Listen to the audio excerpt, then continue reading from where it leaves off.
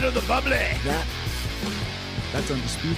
I'm better than you, and you know it. And we are NXT.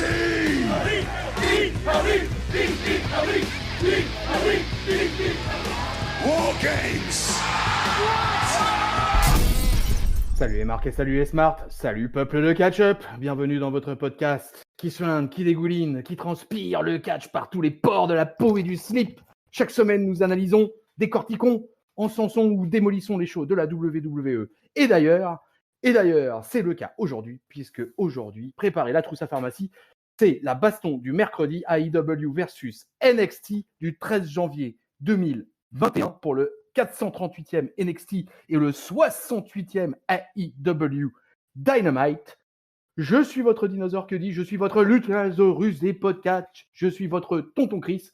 Et pour m'accompagner dans cette baston, on a décidé de faire, comment dirais-je ça, l'extrême des générations, puisque d'un côté vous allez avoir votre vieillard, votre tonton Chris, mais de l'autre côté vous allez avoir la puissance de la jeunesse avec le bon Rafa. Give me a hell yeah! Salut Rafa! Yeah, salut tonton Chris. Eh ben ouais, tu vois, moi je suis comme ça, baston du mercredi. J'y suis pas. Un jour je viens quand vous êtes deux. Et ben la semaine d'après, j'ai déjà viré le papy à grand coup de tatane. Je lui ai dévissé ses petits trous et puis hop, il est parti dans le décor. Et me voilà place nette. On n'est plus que deux, on va pouvoir parler des choses sérieuses. Voilà, à un moment plus que tu me casses la gueule à moi derrière. Ah et non, bientôt, parce que tu vas c'est la moins drôle. présenter toute seule cette affaire. C'est moins drôle en solo, hein. Ça. Alors, on va rappeler un peu, on va remettre dans le contexte. Oui. La semaine dernière, on s'était retrouvés pour une baston en trios avec le papy. C'est NXT qui avait remporté la baston du mercredi de la semaine dernière. On en est à la hashtag 18e édition de notre baston du mercredi. Donc, pour la saison 2, NXT mène 1-0, mais on est par contre sur une égalité parfaite sur l'ensemble des saisons, puisqu'on est à 7 victoires pour la AEW, 7 victoires pour NXT et 3 matchs nuls. Donc là, mon bon Rafa, on peut pas faire plus équilibré, non ? Ah ben là, c'est on entre dans une nouvelle ère, là. Ce soir, ça va être déterminant, hein. Sauf si ça refait égalité, mais en tout cas, voilà, là, ça a basculé d'un côté comme de l'autre. Eh ouais, parce que si on vous pète un match nul à nouveau, pourquoi pas, mais on va en parler tout de suite. Alors, je te propose en général, on commence avec le vaincu de la semaine passée. Donc, cette semaine, on va commencer par Dynamite, qui Allez. nous offrait donc le New Year's Match nuit 2 de la All Elite Wrestling. Le show va commencer par une petite récap de la rivalité qu'il y a entre Pac, ex-Neville à la WWE, qui est de retour, et face à Eddie Kingston, qui vont s'affronter dans le premier match de la soirée. Donc on attaque d'entrée avec un Pac versus Eddie Kingston, qui sont bien évidemment accompagnés, parce que comme souvent à la All Elite Wrestling, il y a souvent beaucoup de monde ringside, et en l'occurrence, Pac, il va être accompagné par les Lucha Brothers, Penta, El Zero Miedo et Rey Fenix, tandis que Eddie Kingston, de son côté, lui, comme d'habitude, dorénavant, est accompagné par The Blade, The Bunny and The Butcher. On va avoir un match de presque 10 minutes, 9 minutes 37, un opener, j'ai envie de dire, très classique de la All Elite Wrestling. C'était pas un tag team match, mais comme il y avait beaucoup de monde, du coup, il y avait beaucoup de bordel tout autour du ring. Alors là, on a vraiment une opposition de style. Tu vas dire, Raphaël, un peu ce que tu en penses, quoi, parce qu'on a un mec hyper athlétique, hyper voltigeur et dans une shape éblouissante, comme j'ai envie de dire tout le temps, en l'occurrence Pac. Et de l'autre côté, on a le fat Eddie Kingston, voilà, avec son gros bide. Ce gars a oublié d'acheter des muscles quand il s'est mis au catch. Apparemment, c'est assez étrange d'ailleurs. Mais bon, par contre, ce gars, il a une très grosse bouche, une très grande bouche. Et voilà, c'est un habitué des grosses et des longues promos à la All Elite Wrestling. Il est rentré en feud avec Pac pour des raisons un petit peu obscures. Je crois que c'est surtout la première des raisons, c'est qu'ils ont tout simplement envie de bagarre et ils vont s'en mettre à cœur joie pendant ces 10 minutes. D'ailleurs, je vais pas tout vous raconter parce que là, vous savez, sur la baston du mercredi, faire le play-by-play sur les deux shows, c'est très très long et très fastidieux. Donc, je vais plutôt vous enchaîner un peu sur les trucs, les faits marquants. Voilà, les deux lutteurs vont se retrouver un peu sur les poteaux après plusieurs interactions avec les quatre tout autour. Pac qui va tenter une superplex qui va pas passer. Kingston, lui, il va répondre, lui, c'est un brawler, Kingston. C'est absolument pas un technicien, c'est un gros brawler. Donc, lui, il se bat à base de droite. Pac va quand même réussir à porter une prise, va réussir à passer sa superplex, mais va n'obtenir qu'un compte de 2.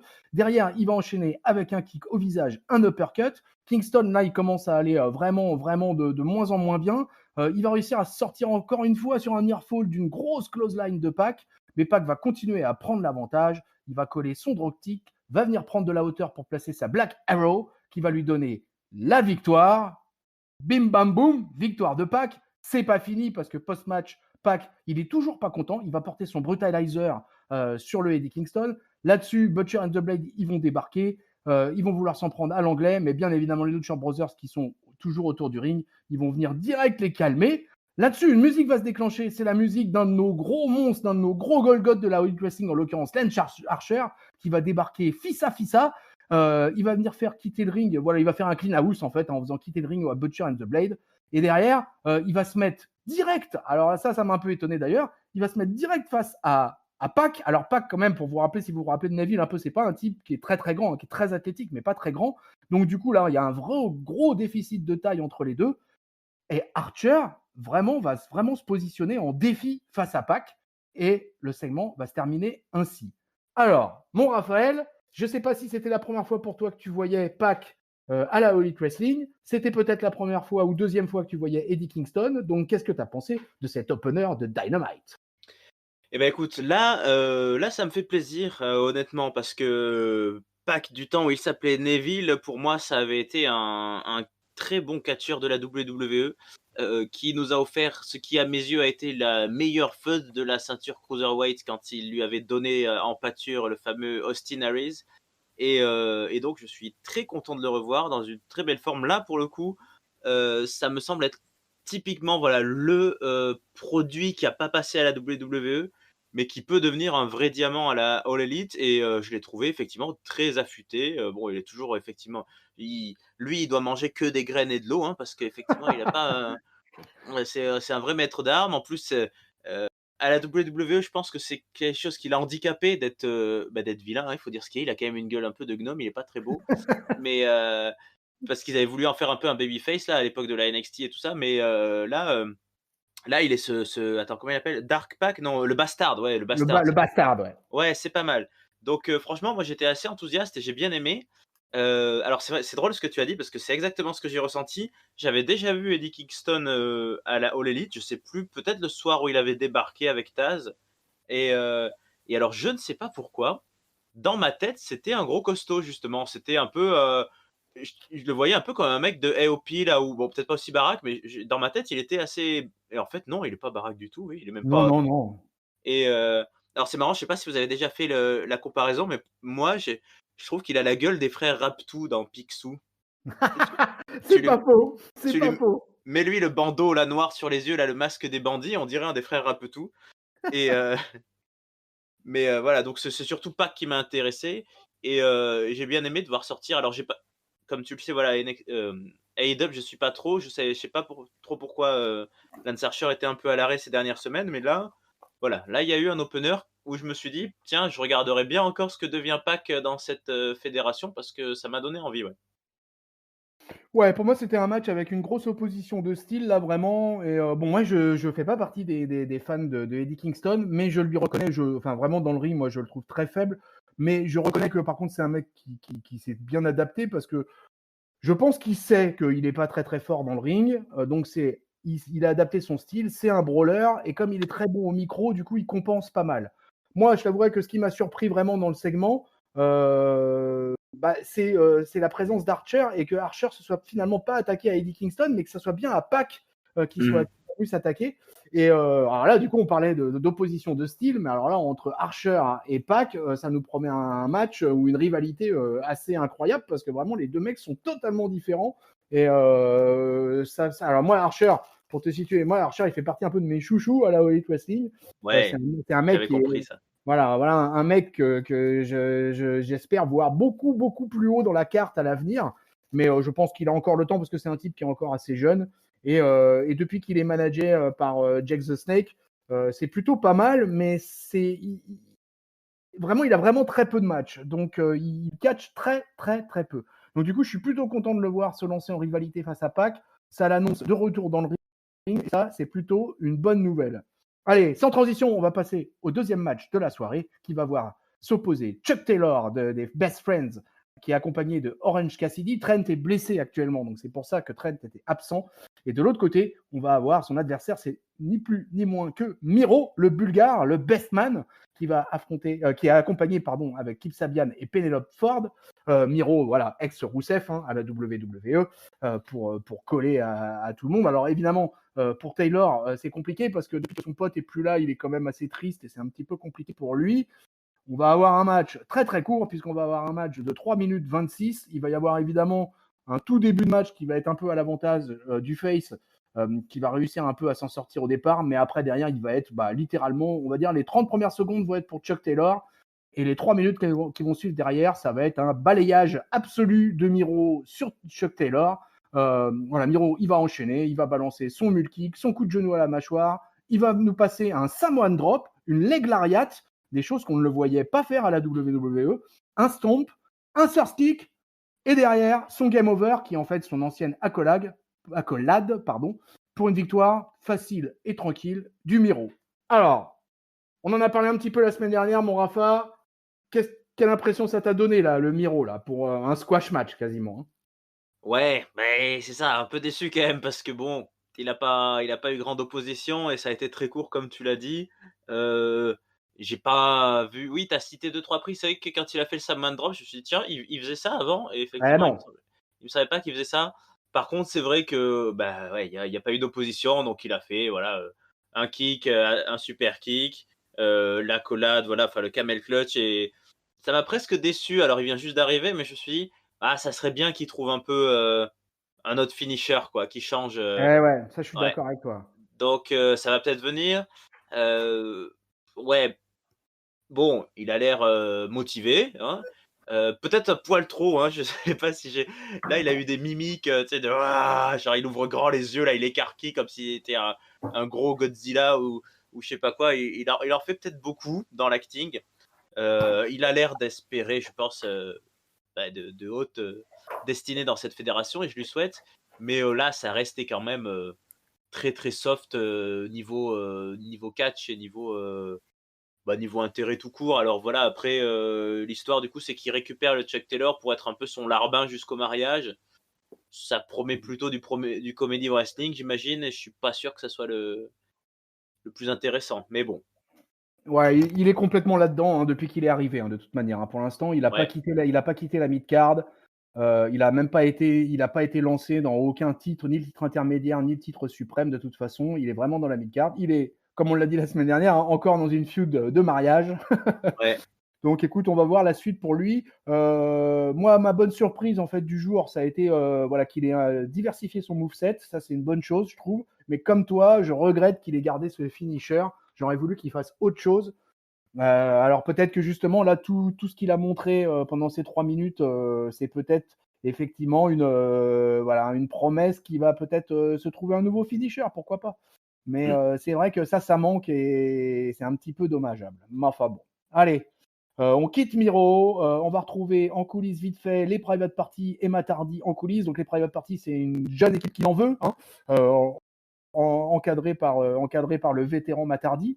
Ils sont en interview avec Dasha Fuentes, qui est l'intervieweuse attitrée de la All Elite Wrestling. Elle veut savoir plus ou moins ce que va apporter Hardy en tant que manager. Lui, il leur dit que c'est génial. Il les coupe un peu au départ, hein. Il prend direct la parole. Il explique qu'ils sont dans le show business, qu'il faut avoir un mec aussi expérimenté que lui. Ça peut être qu'un plus pour les private parties. Du coup, les deux jeunes, ils reconnaissent, quoi, hein. Ils disent que Matt, c'est une légende, c'est une icône, qui va évidemment beaucoup leur apprendre.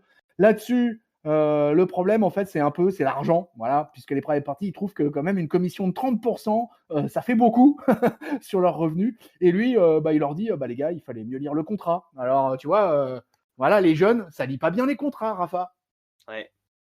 Je suis un peu surpris là, que Matt Hardy, à 45 ans passés, il se relance dans une nouvelle gimmick. De manager, j'imagine qu'il catchera plus ou plus trop. Je sais pas s'il a annoncé vraiment sa retraite des rings. Non, il l'a pas Non? vraiment annoncé pour l'instant, mais par contre, il a complètement changé sa gimmick là depuis plusieurs semaines.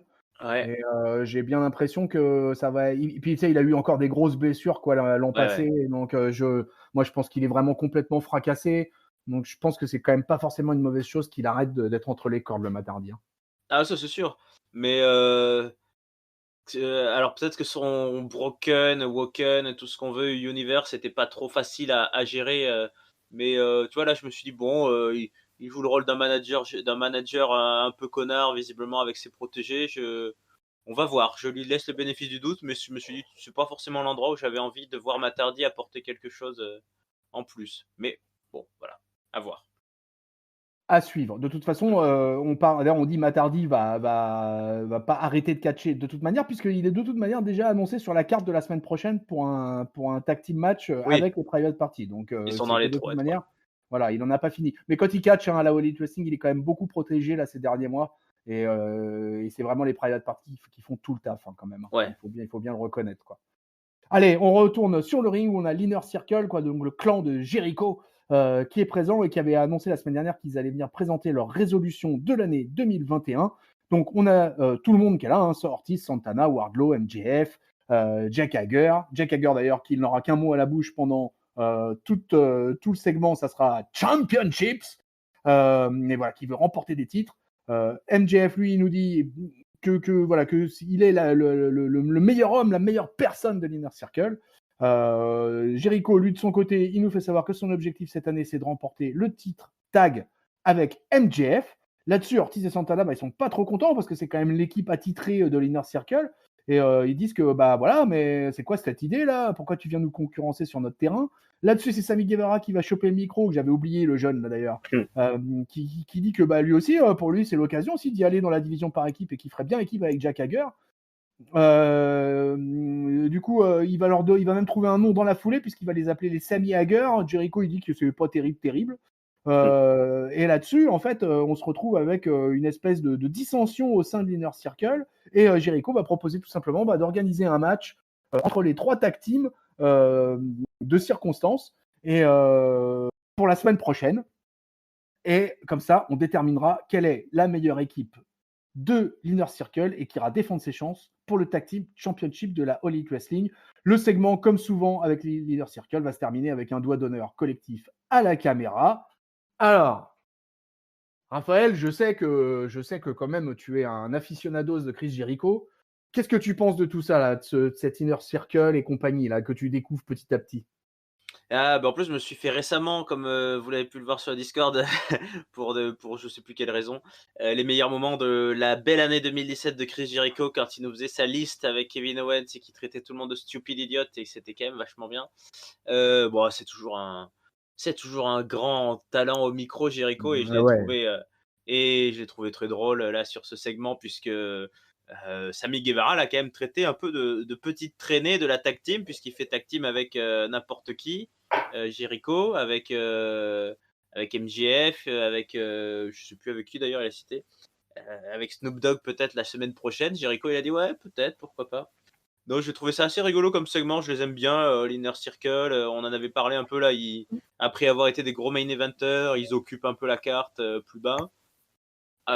Après je sais pas trop quoi m'attendre de ce futur match, c'était des résolutions assez soft quand même, hein. Ils peuvent viser un peu où il y a que Jack Hager comme tu dis qui répétait comme un perroquet, mais s'ils visent juste la scène tag team à mon avis, c'est un peu triste.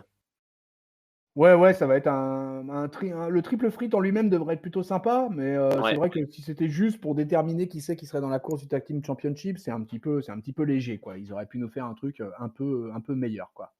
ouais. Et on retourne en coulisses, mon Rafa, on va y trouver le Dark Order qui est presque au grand complet. Voilà, ils vont alors pour eux, évidemment, c'est compliqué, hein, ils ont perdu, leur leader, C'est Flo sûr. Brody Lee, donc c'est un peu compliqué de se remettre dans la course.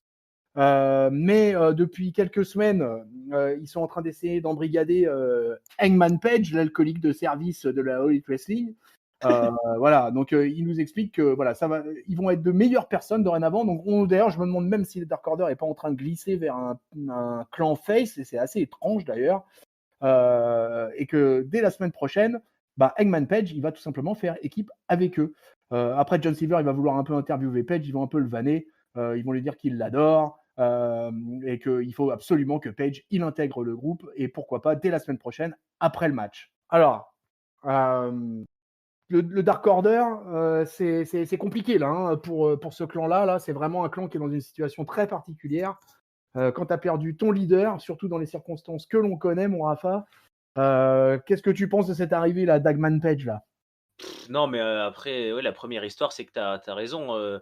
Je sais même pas s'il y a un équivalent connu dans les principales fédérations de catch. En tout cas, il y a eu des catcheurs qui sont malheureusement, tristement, aussi décédés en pleine force de l'âge, mais ils n'étaient pas comme ça chefs d'un clan. Effectivement, drôle de construction derrière, t'as raison, je sais pas, est-ce qu'on peut passer là-dessus pour faire un face turn, un changement d'alignement? Moi, j'ai encore un peu du mal, hein, je t'avoue, avec les alignements des uns et des autres, puisque je découvre notamment ce Hangman Page qui est au comptoir là, et qui est avec sur un cheval de temps en temps. Je sais plus trop d'une fois sur l'autre s'il est heel ou face, mais il a une bonne tête de, ma foi, de leader et d'icône et d'idole pour les autres, donc pourquoi pas un switch de leader. Parce que bon, après les autres, je les connais pas tous trop, mais j'ai pas l'impression qu'il y en ait un qui puisse émerger pour devenir un nouveau leader. C'est quand même des sbires, quoi. Ouais, à la base, c'est ça, c'est bien le problème d'ailleurs de ce clan là, hein. C'est que là, soit il va falloir qu'ils retrouvent un leader pur et dur, ou alors effectivement ils vont continuer un peu à vivoter comme ça, à moins que Page prenne vraiment le pouvoir, parce que c'est quand même lui qui a le star power dans ce groupe-là. Là, s'il les intègre, et je pense qu'il va pas tarder à intégrer le groupe quoi qu'il en soit. Donc effectivement, c'est un peu compliqué là pour eux là. J'imagine que ça doit pas être simple, même pour les bookers de toute façon, à gérer cette affaire-là. Et ouais, il faut voir sur la suite un peu. Page me paraît un peu léger en promo pour devenir un vrai leader d'un gros clan comme ça. On verra. Écoute, on verra la Ouais. suite.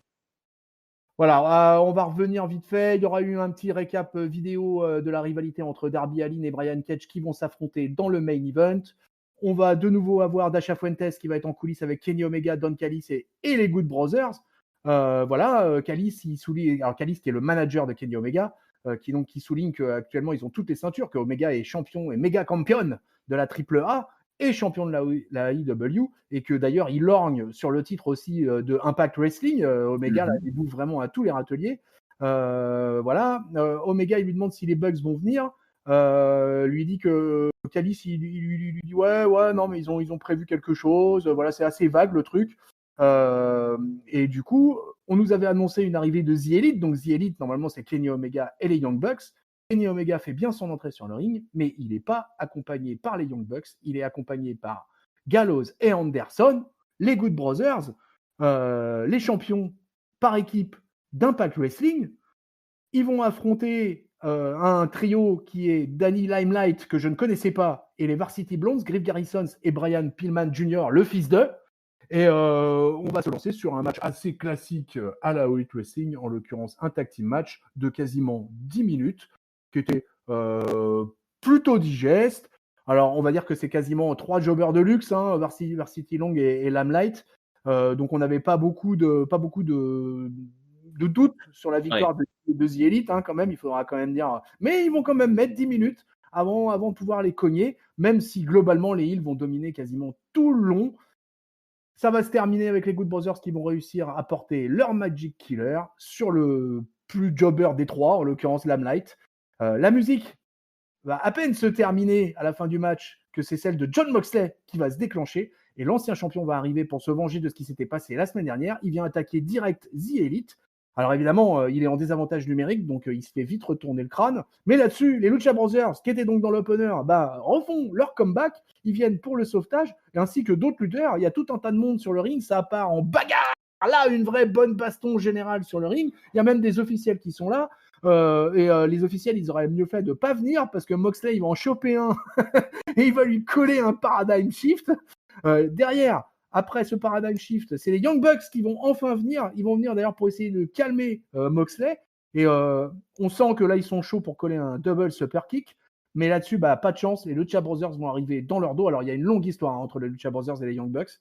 Et c'est eux qui vont porter un double super kick aux Young Bucks. Donc, victoire de The Elite. Gros bordel à la fin du match.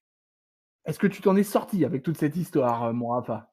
Oh non, pas tout à fait, pas compris tout le monde. Par contre, toi, tu les appelles, The Elite, Omega et les Good Brothers? Non, non, non, non, c'est Omega et les Young Bucks normalement. Et oui, voilà, c'est ça. Donc là, ils étaient pas c'était ça le petit gag de la soirée, le petit coup de filou de Omega et de son manager, c'est qu'ils Voilà. avaient visiblement, prévu ils avaient fait croire aux Young Bucks qu'il allait avoir The Elite et finalement, The Elite, je crois que c'est la fin, hein. C'est d'ailleurs quelque chose que je t'aurais demandé, toi, parce qu'il me semblait que dans The Elite, qui est un peu la base de cette fédération, puisque c'est la All Elite Wrestling, il y avait aussi justement Hangman Page, il y avait Cody Rhodes, non, au début d'ailleurs Ouais, ouais, aussi. ouais, ouais, ouais, au début, ouais, c'était ça, ouais.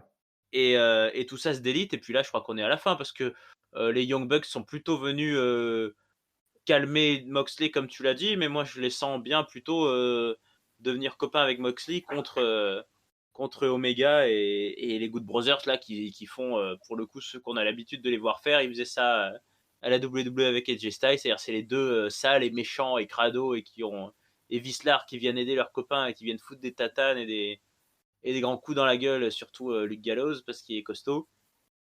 Donc là il y a une sorte de d'embrouille autour du titre mondial qui met pas mal en valeur le bousin, je trouve, avec John Moxley qui veut vraiment pas se laisser faire et qui vient un peu se fighter. Et ça implique plein d'autres gens autour, donc ça montre que c'est important. C'est pas trop mal, même si c'est quand même un peu confus effectivement pour le suiveur nouveau comme moi. Parce que oui, c'est vrai qu'on se perd un peu à pronostiquer qui va être copain avec qui, mais j'ai pas trouvé ça mal parce que c'est vrai qu'Omega, tout jeune champion, là, il faut un peu que ça crée voilà, il a une espèce d'entrée complètement surjouée, là où il est annoncé comme le champion de tout, le meilleur du monde, etc. Donc il faut que derrière, il y ait vraiment une emphase là-dessus et que ça se bastonne sec pour ce titre de la fédération, quoi. C'est pas rien non plus. Ouais, ouais, complètement. Alors moi, écoute, moi j'ai trouvé le match plutôt de bonne qualité. La fin, c'était un bon gros bordel. Moi, j'aime bien souvent les gros bordels comme ça dans les fins de match, dans les post-match. Alors, je m'attendais pas à ce qu'il y ait autant de monde impliqué. Il y en Effectivement, a il y a de eu. la, il y a de la friture sur la ligne entre les Young Bucks et Kenny Omega, parce que Kenny Omega s'est complètement transformé et vraiment est passé sur un alignement heel, alors que les Young Bucks sont toujours sur un alignement face. En plus, du coup, on rajoute à ça dans la sauce les Lucha Brothers qui sont en feu quasiment permanente depuis le début de la All Elite Wrestling avec les Young Bucks. Donc, si tu veux, du coup, c'est vrai que ça a mis un sacré bordel. Donc, pour les habitués, il y a peut-être forcément eu de surprise de voir tous ces mecs-là débarquer. Moxley est particulièrement surexcité depuis la perte de son titre et à chaque fois qu'il apparaît, il est toujours dans un état pas possible. Là, tu vois, pour qu'il en vienne à carrément coller un DDT à un des Ouais. de frustration, hein, parce que c'est quasiment par frustration qu'il fait ça. Donc voilà, donc ça nous promet pas mal de choses. Comme d'habitude, en plus, ça anime gravement la Tag Team Division, hein, parce que là, il y a un paquet d'équipes dans la Tag Team Division qui sont capables d'aller chercher les Young Bucks. Les Young Bucks qui auront mis longtemps, qui auront mis 1 an et demi à venir chercher le titre Tag Team, qui maintenant le tiennent, mais il y a du monde dans la queue, hein, et qui chacun veut prendre son ticket, et c'est compliqué pour se positionner, parce que sachant que on l'a vu précédemment, voilà, l'Inner Circle vient aussi se positionner dans la Tag Team Division. Donc vraiment, ça confirme l'excellente santé de cette division au sein de la All Elite Wrestling. Et moi, je t'avoue que voilà, c'est un segment sur lequel moi j'ai totalement adhéré et j'ai été plutôt enthousiaste. Alors, est-ce Ouais. que ouais, vas-y, excuse-moi. Oui, j'allais dire oui, il y a le clash tag team Impact versus tag team AEW va sûrement avoir lieu et ça promet aussi une grosse affiche avec les Good Brothers. Ça va être ça va être un main event, ça va être un truc qui va faire vendre, je Alors pense. après, je sais pas ce qu'ils vont faire avec les Good Brothers parce qu'ils sont quand même champions à Impact. Ouais, Donc mais ils sont là. je les vois quand même difficilement aller chercher le titre à la All Elite Wrestling, quoi. Ça me Non, paraîtrait mais assez étonnant, mais il y a l'air d'avoir un vrai crossover qui a l'air de s'installer entre la fédération canadienne ouais, et la fédération de Floride, hein. mm, exact. Alors écoute, derrière on va avoir du backstage puisqu'on va avoir le premier talk show de Britt Baker qui s'appelle le Waiting Room. Ouais. C'est la première fois que ça se passe à Dynamite. Donc, comme souvent, Britt Baker, elle est dans un rôle, voilà, elle est très arrogante, elle se moque d'un peu tout le monde. Évidemment, comme c'est le tout premier, elle annonce son premier participant et c'est nul autre que le vice-président, en l'occurrence Cody Rhodes. Donc elle considère que ce show c'est l'une des meilleures idées que d'ailleurs il ait eu à la All Elite Wrestling malgré son tatouage dans le cou. Elle le félicite un peu pour tout, pour son année passée, pour la future naissance de son enfant. Cody va vouloir parler, mais au moment où il va parler, Baker va le couper en disant qu'elle a une invitée spéciale. Et à ce moment-là arrive Jade Cargill, qui est en rivalité avec Brandi Rhodes ces derniers temps. Alors Jade Cargill, pour la situer un peu, c'est la copine à Shaquille O'Neal. Et comme il bruisse des rumeurs comme quoi Shaquille O'Neal pourrait faire une petite ou une grosse apparition à la All Elite Wrestling d'ici peu, voilà. Cette nana, elle est dans le show avec Brandi Rhodes, mais comme Brandi Rhodes est enceinte, ça va être un peu compliqué maintenant. Donc du coup, elle s'en prend directement au mari. Et il faut dire qu'avec le physique qui est là, on se dit qu'il y a quelques raisons pour qu'elle n'ait pas forcément peur d'un homme, vu qu'elle a des bras comme un homme. Oui. Et voilà. Et donc elle dit que elle en a marre, qu'elle a envie d'avoir un adversaire, que voilà, qu'on l'a fait tourner en rond, que personne ne la boucle. Finalement, elle va coller carrément une gifle à Cody. Là-dessus, on a Red Velvet, une autre fille qu'on a très peu vue en fait jusqu'à présent dans la division féminine, qui va débarquer, qui va venir mettre une claque à Cargill. Là-dessus, il y a un brawl qui va démarrer entre les nanas. Ça va se passer comme sur le post-match de The Elite précédemment, c'est-à-dire qu'il y a tout un tas de monde qui va débarquer et qui va venir chercher à venir les séparer. Là-dessus, il va y avoir Thunder Rosa, qui commence à être une habituée à la All Elite Wrestling, qui est une lutteuse de la NWA normalement, et qui va apparaître sur l'écran et qui va dire, voilà, que elle va avoir un match qu'elle demande depuis un moment face à Britt Baker, parce que Britt Baker, on ne l'aura pas beaucoup vu catcher ces derniers temps.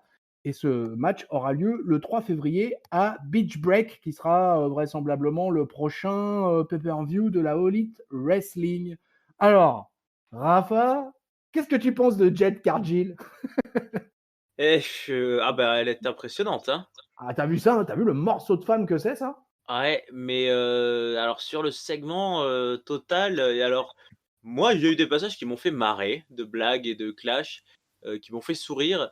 Par contre, quand tu regardes pas trop là, c'est encore vraiment mon opinion personnelle, hein, ça c'est sûr, c'est subjectif, mais quand tu regardes pas trop et que tu les connais pas trop, c'est pas ça qui m'a donné envie de, tu vois, donc on a appris à la fin que ça bouquait un match et que la fameuse Britt Baker là qui joue le rôle d'une dentiste, je sais pas trop pourquoi. Du coup, je me dis j'ai pas trop envie de l'avoir catché en fait. Elle a l'air de faire des blagues et d'être une bonne talkeuse, mais le segment m'a pas donné envie de me dire ah tiens, dans 15 jours elles sont sur un ring. Surtout que son opposante, elle était juste là à la télé depuis son Skype en conférence Zoom là ou je sais pas quoi. Mais par contre, le segment était marrant. Alors, effectivement, j'avais pas l'info et tu l'éclaires sous un autre jour avec Shaquille O'Neal, tout ça. Parce que sinon, je voyais pas du tout ce que Cody Rhodes était venu foutre dans cette galère. Il a pris une baffe, il a rien dit. En plus, ça parle de sa femme qui est même pas là et qui va pas être là. Donc, j'ai trouvé un peu. Alors, j'imagine que c'était histoire de dire que ce talk show allait devenir un truc peut-être un peu récurrent et qu'il fallait un gros invité. Mais j'ai pas trop compris la pertinence d'avoir Cody Rhodes au milieu de tout ça.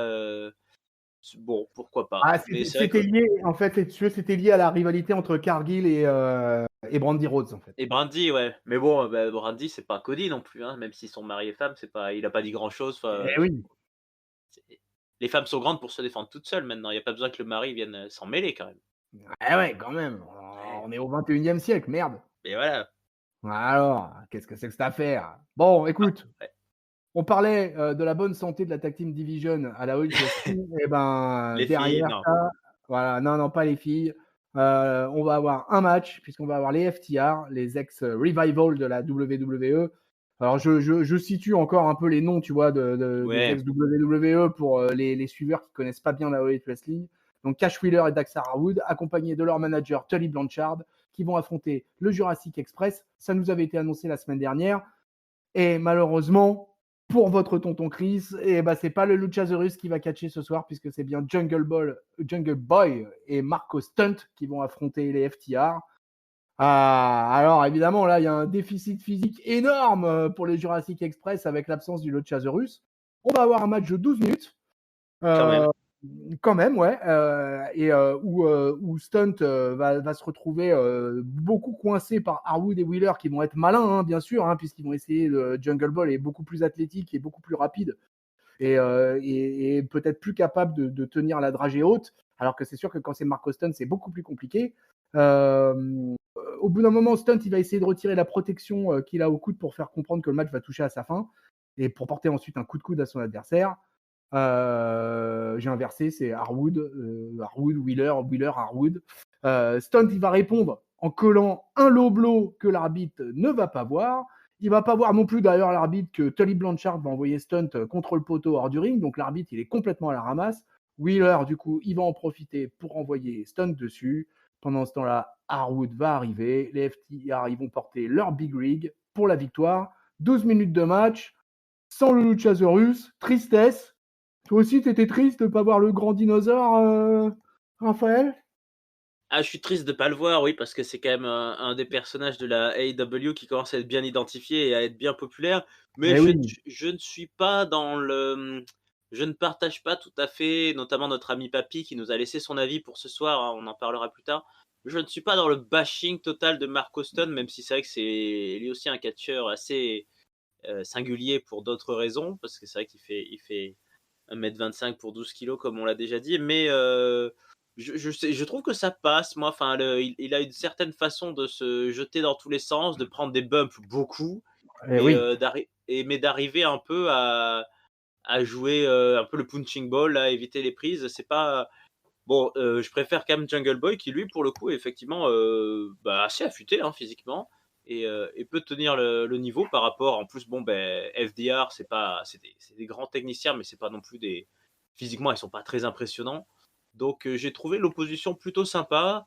C'est peut-être dû au fait que je suis pas encore coutumier trop de tout ce beau monde, mais j'ai trouvé, et ça avait été le cas aussi dans l'opener là avec Pac, que je trouvais les finishers arrivaient souvent assez vite. Enfin, il y avait, je ressens pas encore, mais c'est peut-être là aussi vraiment un biais personnel. Ce climax qu'il y a souvent quand un match devient de plus en plus intense et que boum, là des fois ça me donnait l'impression que le finisher arrivait un peu au milieu d'une bagarre qui était comment dire, ça me paraissait plus linéaire en fait les dernières minutes avant le finisher, alors que d'habitude je ressens plus un effet crescendo à la WWE. Bon, ça c'est petite info personnelle, mais sinon je sais pas, on va peut-être avoir des rematchs avec le Luchasaurus qui prendrait place dans le ring, et ça serait bien quand même, parce que c'est quand même plus impressionnant de voir catcher. Mais alors là, pour le coup, est-ce qu'il risque pas d'être un peu trop monstrueux pour FDR?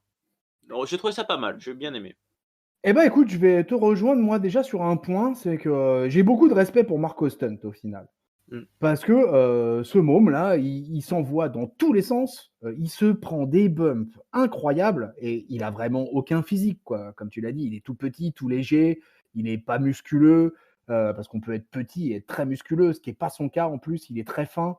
Et moi, je lui trouve un courage sans faille. Vraiment là-dessus. Alors, bien évidemment, je préférerais 1000 fois avoir le Luchasaurus dans le ring. Jungle Boy est en plus un très bon technicien et pareil, c'est un môme qui est courageux aussi. Mais vraiment, Marco Stunt, moi, je lui reconnais vraiment ce truc incroyable. Je veux dire, si j'avais eu son physique, je pense que jamais je me serais dit, tiens, je vais devenir catcheur, tu vois. Ouais. Et lui, il y est allé. Et alors, stunt en plus, en anglais, ça veut dire cascadeur quand même, quoi. Donc, je veux dire, vraiment, il est vraiment dans son personnage, parce que c'est incroyable ce qu'il fait dans le ring.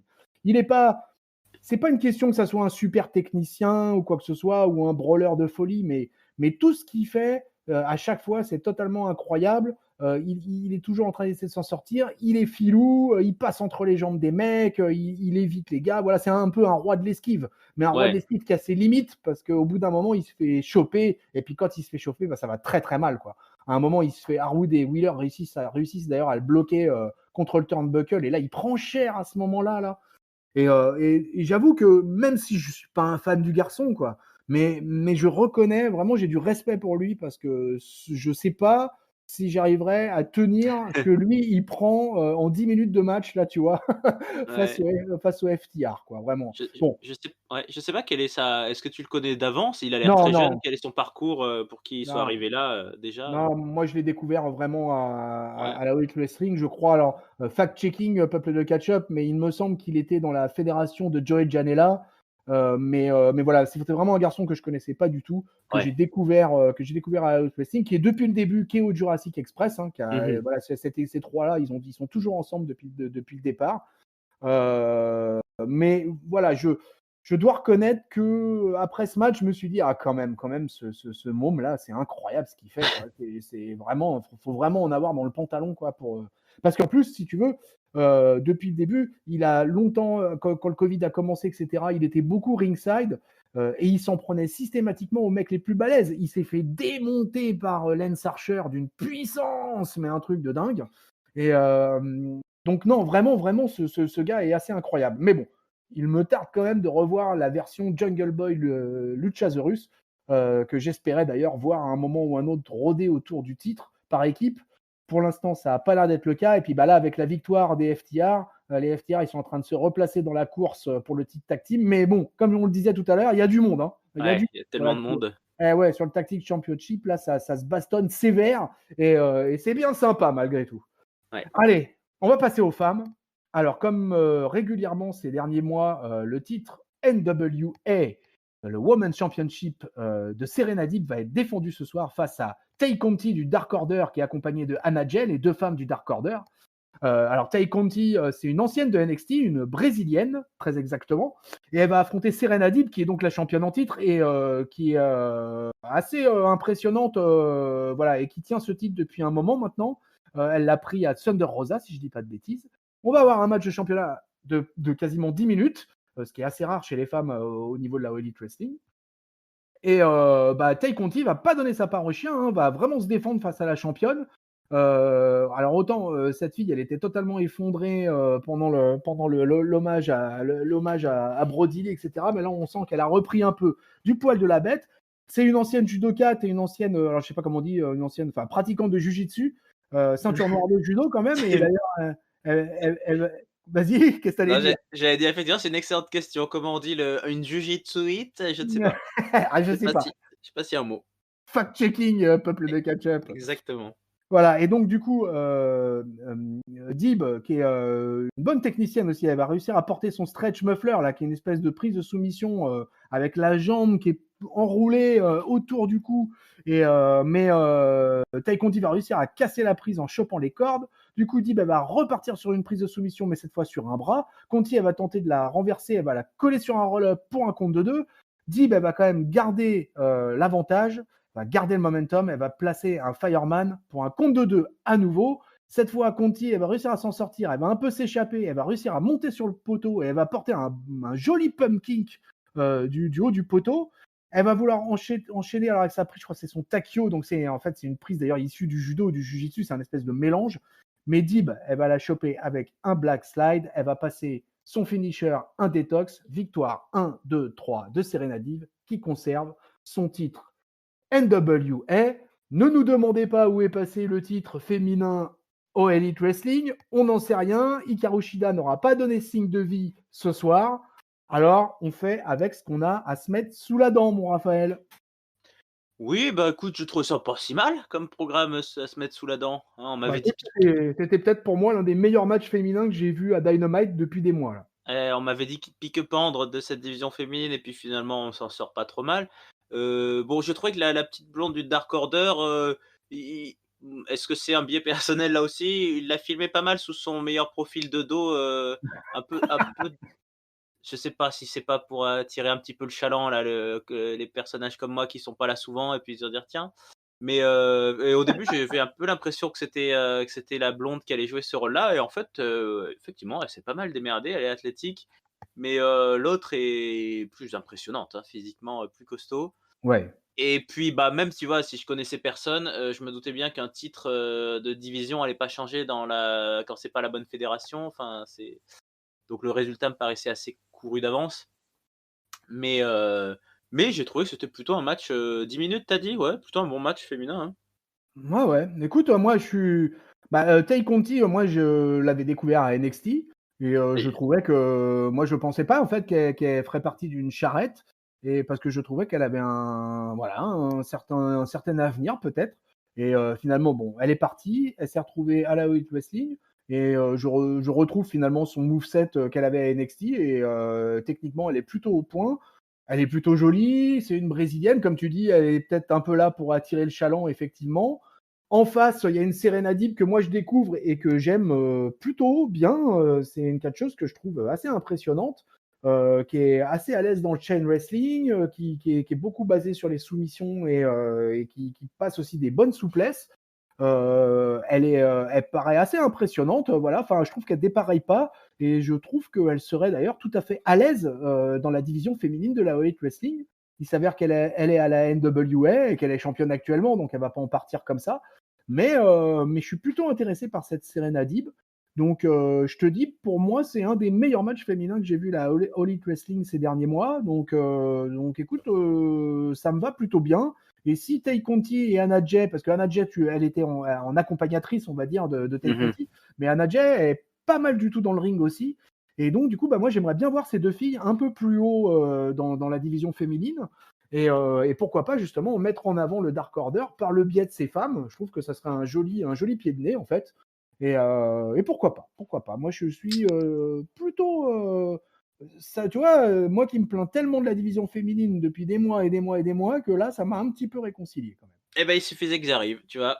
Moi qui suis un grand fan, enfin, un grand fan, ça serait.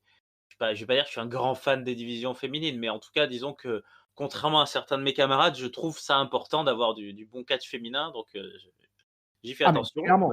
Du coup, Moi, voilà. en tout cas, moi, je fais partie de ceux qui aiment le catch féminin. Et ben voilà. Et c'est justement un de mes drames à la All Elite Wrestling, c'est que je n'arrête pas de me plaindre de la division féminine. Et j'attends avec impatience qu'ils relèvent le niveau dans cette division-là parce que vraiment, ça manque. Donc, du coup, voir un match comme ça à Dynamite, ça fait plaisir. Allez, Main on est event, au non bout. Main Ouais. event. Et oui, tout à fait. Tu as raison. On est au main event. Donc, le main event, ça a été comme annoncé la semaine dernière. C'est le TNT Championship qui va voir s'affronter Darby Allin, le champion au titre, à Brian Cage, le monstre de la Team Taz, qui est bien évidemment accompagné par Ricky Starks, par Hobbs et Taz. On va avoir un main event de 13 minutes. Alors là, avec encore une fois, un petit peu comme dans l'opener finalement, avec un gros différentiel de physique déjà entre les deux et aussi techniquement, parce que là, on a un vrai powerhouse en la personne de Brian Cage et on a un cruiserweight qui est à peine un cruiserweight, qui est quasiment un poids mouche, en l'occurrence Darby Allin. Alors, je ne sais pas si l'amiral nous entend, mais s'il nous écoute, il doit déjà, être ravi que Darby Allin soit champion TNT, et deux, il a dû être ravi de la tournure qu'a pris ce match, puisque Darby Allin, il va être quand même largement dominé, en particulier pendant les 7-8 premières minutes, mais il va petit à petit reprendre le dessus. Il va bien saigner aussi parce que Cage, c'est un gars qui est assez stiff, et puis c'est un tel colosse que le moindre coup avec lui, ça prend des proportions pas possibles. Ça va pas empêcher Allin quand même de réussir à porter son coffin drop sur Cage, alors que Cage, il était à l'extérieur, allongé sur les escaliers. L'arbitre, du coup, il va venir auprès de Cage pour voir si ça va. Starks, il va profiter de ce moment-là pour essayer de frapper le champion en titre. Et au moment où Starks va faire ça, les lumières vont s'éteindre. Et que se passe-t-il? Sting! Voilà, Sting arrive très très lentement. Non. Sur ce coup-là, il n'arrive pas très très lentement parce qu'en fait, avec le jeu des lumières, ils nous ont fait un coup à la The Fiend. Sting, il est juste derrière Starks. Celui-là, il va se retourner et il va se faire, bien sûr, frapper à coups de batte par le Stinger. Cage, qui semblait dominant à ce moment-là, et alors que Allin était vraiment dans un vraiment très mauvais état, qui saigne tout ce qu'il peut, le pauvre. Alors, tu me diras ce que tu en as pensé. J'ai hésité longuement entre un blade job ou une vraie blessure. Mais bon, en tout cas, dans tous les cas de figure, Darby Allin, sur la fin de ce main event, il est vraiment dans un sale état, mais il va réussir à surprendre le challenger en portant, alors ça j'avoue que ça m'a épaté, puisqu'il porte une crucifix bombe à Brian Cage pour le compte de 3, grâce quand même en grande partie à l'intervention de Sting. Victoire de Darby Allin qui conserve son TNT Championship, et ainsi va se terminer ce Dynamite. Voilà, Raphaël, qu'est-ce que tu as pensé de ce main event? Bref, je suis un peu mitigé, hein, honnêtement. Pour répondre à ta question, moi j'ai plutôt l'impression que c'était un work, hein, le saignement, parce qu'il commence à saigner au moment où Brian Cage l'envoie sur la table à l'extérieur là. Ouais. Et on voit bien, enfin on voit sur le ralenti que l'angle qu'il prend pour tomber, il se retourne, ben voilà, il fait, comme on l'a dit, hein, les catcheurs c'est des cascadeurs, il se met bien de dos, enfin il amortit le choc, sa tête tape pas, enfin j'ai pas l'impression que sa tête tape, alors qu'après il saigne en plus du mauvais côté, enfin je pense que c'était parce que pendant qu'il est tombé comme ça, écrasé sur la table, ils ont bien filmé Brian Cage et puis Taz, tout ça de tête, donc il y a eu le temps qu'il se fasse un petit maquillage ou je sais pas quoi. Mais j'ai un peu de mal, alors c'est la deuxième fois que ça me fait ça avec la All Elite Wrestling. La première fois, c'était le premier match TNT Championship, c'était justement Lance Archer contre Cody Rhodes. Je trouve qu'ils ont du mal à scénariser les David contre Goliath, les victoires des David. Autant à la WWE, je l'ai vu plein de fois, notamment avec ton idole, ton Rey Mysterio, qui a battu des Batista, et tout ce que tu veux. Autant là, à chaque fois, j'ai l'impression qu'ils n'arrivent pas à le raconter et qu'en fait, ça donne juste l'impression qu'à un moment donné, le gros costaud arrête de catcher. Lance Archer, j'avais eu cette impression. Et là, bon, bien sûr, il y a eu l'intervention de Sting, qui peut dérouter plus d'une personne, puisque c'est quand même surprenant. Mais Brian Cage, j'ai trouvé qu'il était un peu... ouais, il a passé les 2-3 dernières minutes, là, à partir du moment où il y a eu Sting, statique, en fait, stoïque, à hébéter, à rien faire, et à prendre un finisher, et en plus à se faire ouais, river les épaules un peu... Oui, il y a la bombe, mais après, il le retourne un peu, il met tout son poids de, pareil, 25 kilos de Darby Allin. Donc j'ai eu un peu cette impression de me dire, ils arrivent pas en tout cas pour moi, ils n'arrivent pas à raconter cette histoire correctement du petit gabarit qui héroïquement résiste. Alors résiste, oui, ça, il résiste. Putain, il a mangé quand même Darby Allin, hein. Ah, carrément.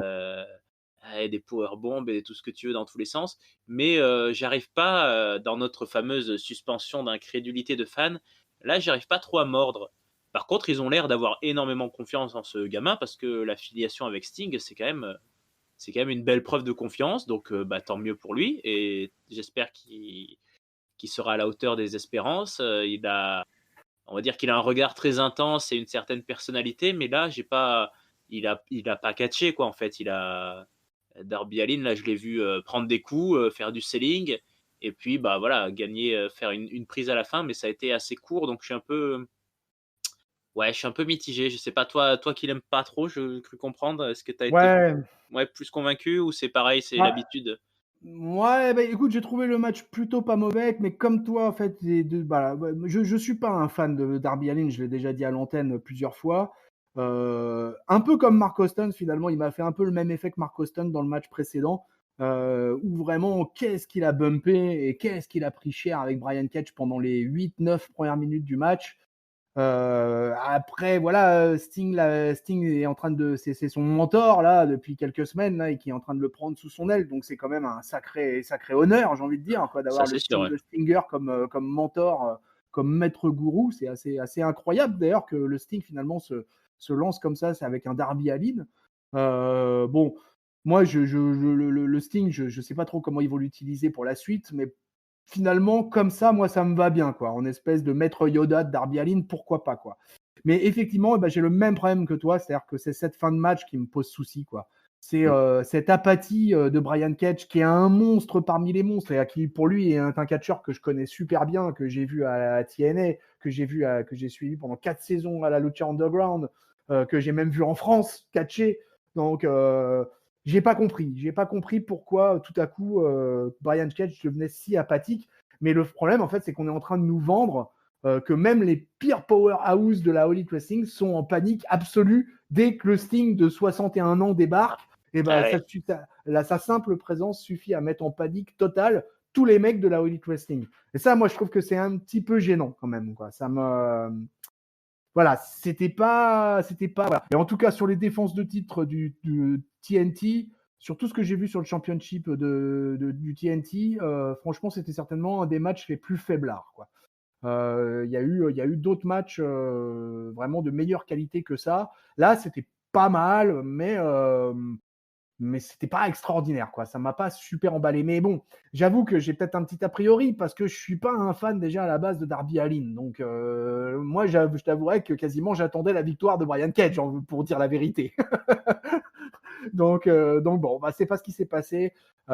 Sting est arrivé, victoire de Darby Allin. Il conserve donc son TNT Championship. Ainsi s'achève ce Dynamite.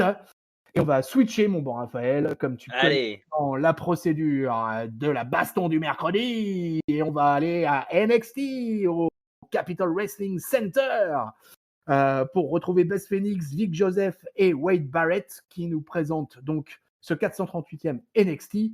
Alors, la semaine dernière, on avait donc eu un show un peu spécial. Là, on est revenu à du classique. Le show va commencer d'entrée avec un match, puisqu'on va avoir un match féminin pour commencer, puisqu'on va avoir Candice LeRae qui va affronter Shotzi Blackheart. Alors, il commence à y avoir un certain historique entre ces deux nanas-là. Il n'y a vraiment pas une super ambiance entre les deux.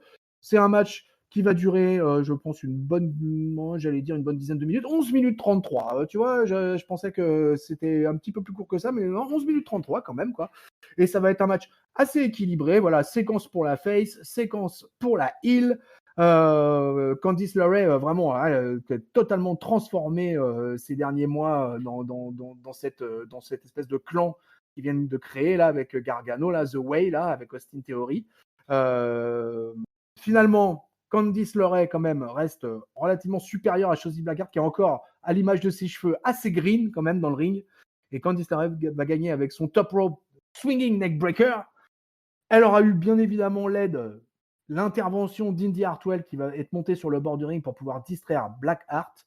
Et ça va donner la victoire à Candice LeRae, mon bon Raphaël. Alors, match féminin de NXT. Là, on sait déjà que dans la division féminine de NXT, déjà, il y a un level supérieur par rapport à la All Elite Wrestling. Ouais, bon, c'est pas Rhea Ripley, et Raquel et Io Shirai et tout ça. Mais oui, j'ai bien aimé. Alors, c'est ce que je trouvais difficile et je voulais avoir ton avis. Peut-être que vous en avez déjà discuté dans les bastons précédentes aussi.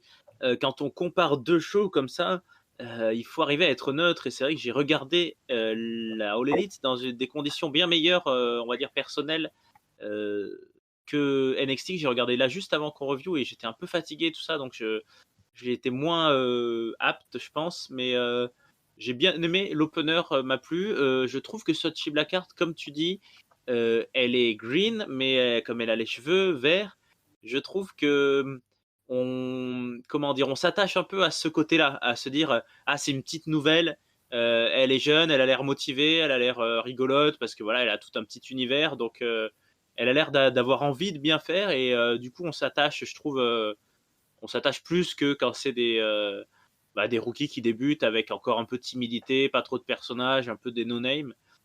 Donc ça a bien marché, ça marche bien sur moi cette histoire d'affrontement. En plus il y a la grande là qui fait vraiment grande bécasse là. Je trouve Indy Hartwell à côté qui joue un peu la nunuche et puis qui arrive quand même à aider Candice LeRae. Bon, je sais pas si elle catche beaucoup, elle est quand même d'un gabarit un peu plus imposant, Indy Hartwell, Ouais. mais comme tu l'as dit, là, Candice LeRae, maintenant, c'est la queen de NXT, quoi, presque. Donc, Ouais, c'est un petit peu son personnage, quoi. Ouais, c'était un match, moi, que j'ai trouvé assez moyen, en fait. Shotzi Blackheart, pour l'instant, j'ai un peu de mal, quoi. ah oui. Je trouve qu'elle est installée dans son personnage. Ça, je lui retire pas ça. Mais pour moi, dans le ring, c'est quand même super léger, là. Et là, on a vraiment vu la différence. Moi, j'ai trouvé que Candice LeRae, qui est quand même une vétérane, quasiment du ring, parce qu'elle, Ouais. ça fait très, très longtemps qu'elle est sur les circuits indie. Et moi, j'ai trouvé qu'on voyait vraiment une grosse différence entre les deux dans ce match-là, quoi. Mais elle me fait penser un peu à Alexa Bliss, pas du tout, Shotzi Blackheart, pardon. La Alexa Bliss du tout début, justement, quand Un petit peu, ouais. elle était juste pom-pom girl, on se dit, tiens, c'est qui cette meuf, elle a pas l'air de savoir trop faire grand-chose, mais à l'énergie, elle a réussi à faire carrière, donc on lui souhaite la même. Hein. Ouais, complètement, ouais. Mm. Allez, on va continuer parce qu'on a un programme chargé quand même. On va avoir le champion, le prince, qui est sur le ring, Finn Balor, qui nous parle un petit peu de Kyle O'Reilly, quoi, qui dit que dorénavant, il utilise une paille pour prendre ses repas. C'est toujours sympa. C'est facile. C'était assez facile. Une paille pour boire la Guinness. Du coup, l'Irlandais, il va commencer à se lancer sur une promo, mais il va être interrompu par le brand, par la team Pete Dunne, Oney Lorcan et Danny Burch. Pete Dunne, il va prendre le micro, il va nous expliquer qu'il savait que que leur route allait se croiser à nouveau avec le Finn Balor.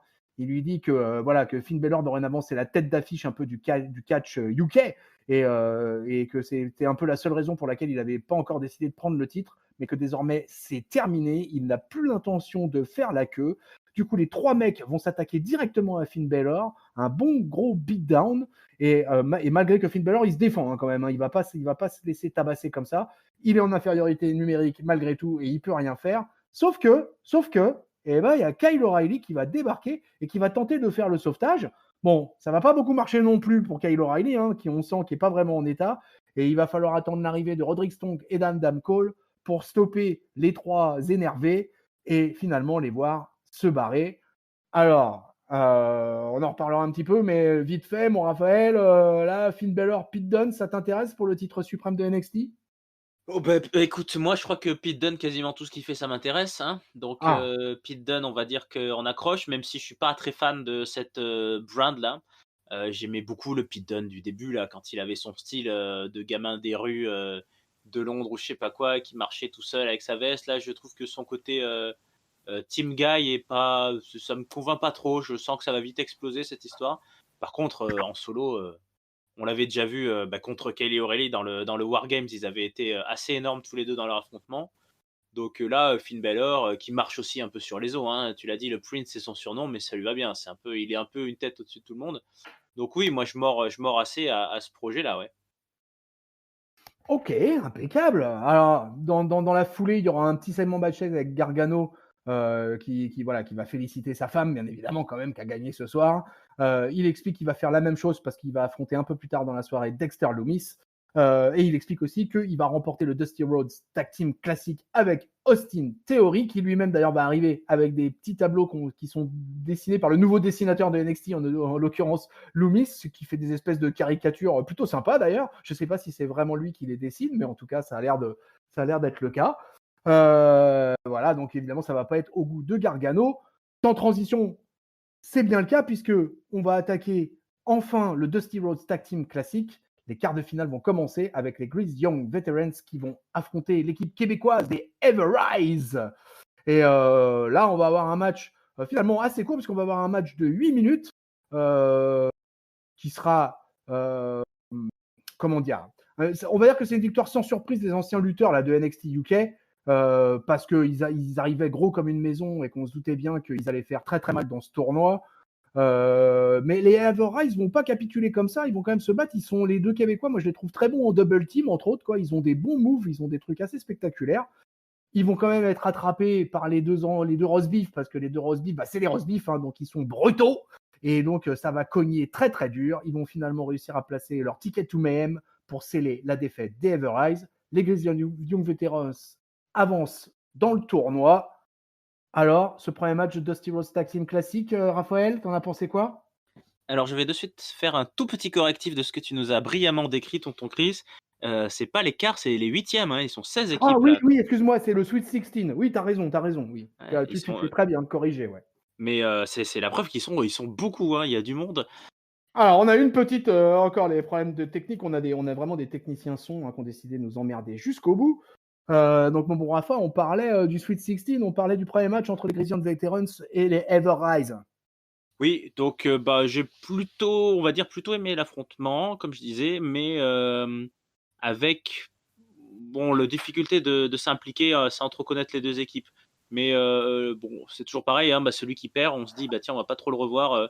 Ils avaient l'air bien punching ball, là, tu les as bien aimés en double team, les Ever-Rise, mais ils étaient quand même plus petits au niveau du gabarit. Les deux autres me paraissent prometteurs en tant que, peut-être pas favoris quand même, mais voilà, c'est les Grizzly Veterans, ils sont costauds, et comme tu l'as rappelé d'ailleurs, NXT, ça devient un beau vivier pour un bel hommage à la grande et glorieuse nation anglaise, hein, parce que, C'est clair, britannique, ouais. voilà. Ah ouais, les Britanniques sont à l'honneur, hein. Ça c'est une évidence, quoi, hein. Là, franchement, là. Bah, écoute, c'était pas mal ce match, quoi. Moi, j'aime bien les Ever-Rise, quoi, mais ils font que jobber tout le temps. Alors, donc, du coup, on a du mal un peu à savoir ce qu'ils pourraient donner en allant un petit peu plus haut dans la carte. Mais voilà, je les trouve justement vachement à l'aise en double team. Je trouve qu'ils ont plein de moves assez originales. Et voilà, moi, c'est une équipe que j'aimerais bien voir un peu plus haut. Mais oui, les deux Anglais, là, de toute façon, ils étaient tellement annoncés comme des monstres que de toute façon, je n'avais pas beaucoup d'espoir pour les Québécois, quoi. Enfin, allez, c'est comme ça. Allez, derrière, on aura une petite vignette de la chouchoute de Papy, en l'occurrence Raquel Gonzalez, qui nous explique que maintenant qu'elle a battu Rhea Ripley, voilà, hein, elle, ce qu'elle veut, c'est monter dans le main event féminin, et elle a bien raison, cette dame. Là-dessus, on va continuer avec les femmes, puisqu'on aura Shotzi Blackheart qui va être à nouveau interviewée à propos de sa défaite du soir. Et elle explique qu'elle va se venger tout simplement en participant au Dusty Rhodes Tag Team Classic féminin, car elle sait que Candice LeRae et Indy Hartwell vont y participer. Et donc, il lui faut une partenaire. Et qui va être cette partenaire? Eh bien, elle va débarquer pendant l'interview et c'est tout simplement Ember Moon. Et ensemble, elles expliquent qu'elles vont écrire l'histoire en remportant la première édition féminine du Dusty Rhodes Tag Team Classic féminin. Alors, content, Rafa, de ce retour de Ember Moon là? Ou chef. Oui, en soi, oui, parce que c'est une bonne catcheuse. Après, Ember Moon, c'est montagne russe ces dernières années. Eh oui, hein. Ouais. Donc, mais content, et puis très bonne idée de profiter de ce tournoi. Et effectivement, tout à fait raison. Les gagnantes de ce tournoi vont écrire l'histoire. Est-ce que c'était peut-être pas trop tôt pour déjà créer une version féminine de ce tournoi? Est-ce qu'il va y avoir assez d'équipes? Là, pour le coup, je suis pas sûr qu'on ait les 16 équipes. Je sais pas s'il y a eu le total des équipes qui est sorti, mais à mon avis, on va commencer pas encore, direct par l'écart. Pourquoi pas, Ember Moon, ce type Black Card, allez, on verra. Ouais, Ça commence léger, quoi. Ouais. Puis comme ça, on met à Chelsea Blackheart, on lui met à côté une nénette qui a de la caisse. Ah bah oui. Et je pense que c'est que du positif pour Chelsea Blackheart de se retrouver avec Ember Moon en équipe. Donc, autant que ça continue comme ça. Allez, on enchaîne avec du ring, puisqu'on va avoir un match qui va suivre, puisque on va avoir le champion North American, en l'occurrence Johnny Gargano, accompagné de tout le monde, Austin Theory, Candice LeRae, Indy Hartwell, tout le monde va être là pour affronter Dexter Lumis dans un match de quasiment 11 minutes. Alors le Johnny Gargano, je pense qu'il va utiliser à peu près toutes les ficelles de tricheurs habituelles qu'il utilise, mais cette fois-ci c'est sans arrêt, ça fait des mois que ça dure de toute façon. Gargano ne gagne plus un match sans tricher. Il va évidemment enregistrer une nouvelle victoire via une intervention. Cette fois, c'est Austin Theory qui va venir et qui va permettre à Johnny Gargano de placer un sale roll-up des familles pour la victoire, alors que Dexter Lumis était plutôt dans un bon momentum et qui s'apprêtait à poser une souplex à Theory et qui voulait en faire de même avec Gargano. Mais ça ne va pas suffire, il va se prendre un bon petit roll-up des familles. Après le match, Lumis, il va quand même porter sa soumission là, sur Theory, mais Johnny Gargano va l'attaquer.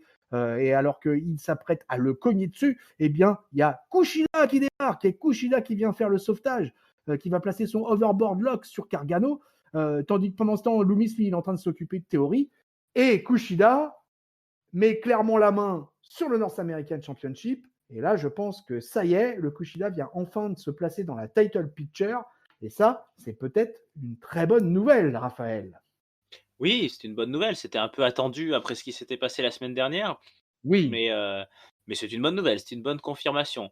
Un peu déçu pour Dexter Lumis, même si, comme tu l'as dit, Gargano, voilà, c'est The Way en tant que clan, en tant qu'entité est tout récent. C'était assez logique qu'il l'emporte. Un peu déçu comme toi que Gargano catch plus trop.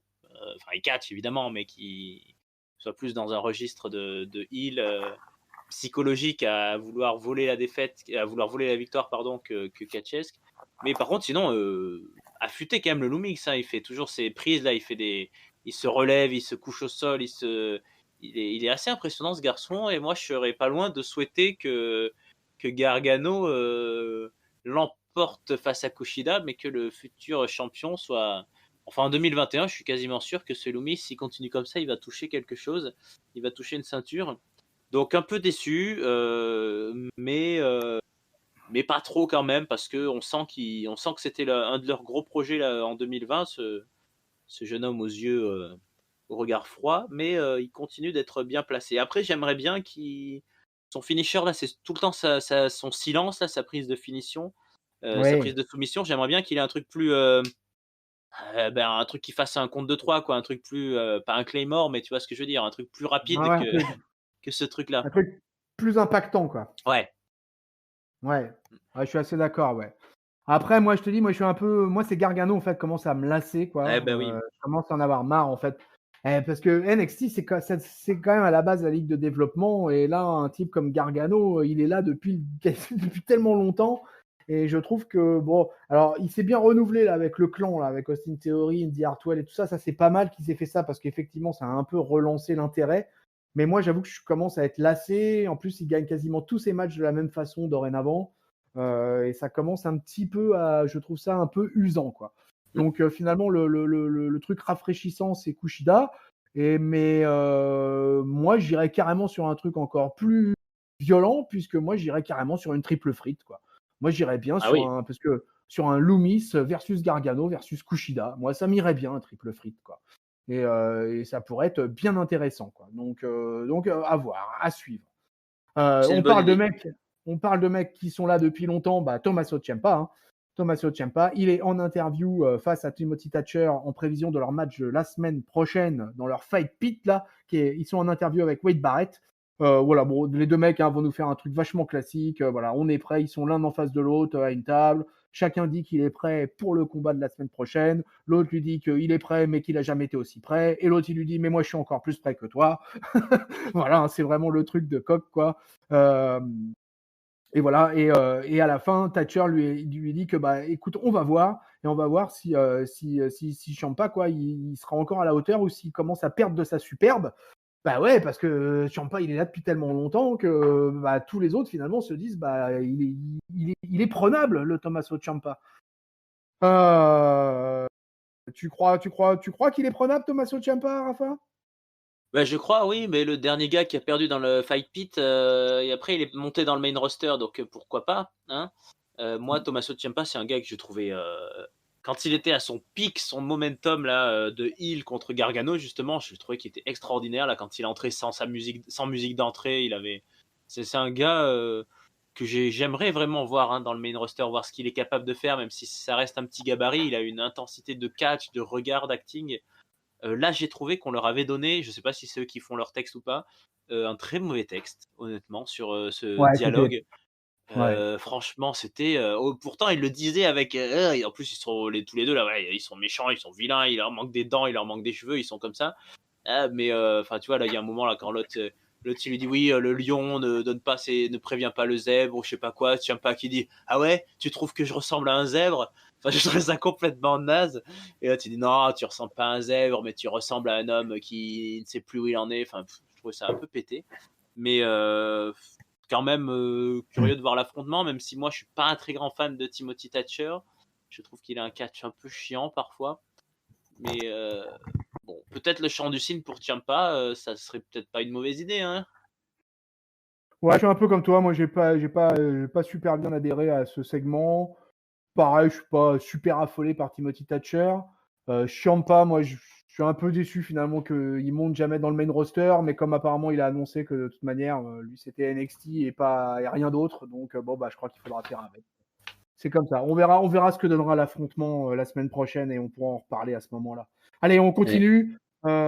Toujours, on retrouve le Dusty Rhodes Tag Team classique, puisque là, on va avoir un match entre Isaiah Scott et Jack Atlas qui font alliance pour affronter une nouvelle équipe qui débarque à NXT, en l'occurrence les MSK, qui est une équipe qui sont en fait les anciens Rascals d'Impact Wrestling et qui font donc leur début à NXT. Ils vont avoir un match plutôt maîtrisé pour leur première face à une équipe vraiment de circonstances, puisque Atlas et Swerve Scott étaient en rivalité il y a peu de ça. On va avoir un match de 8 minutes 42 qui va surtout profiter aux petits nouveaux, hein, parce que il va y avoir finalement une résistance très faiblarde, j'ai trouvé, de la part de Isaiah Scott et Jack Atlas, qui vont pas se montrer sous leur meilleur jour, je trouve, quoi.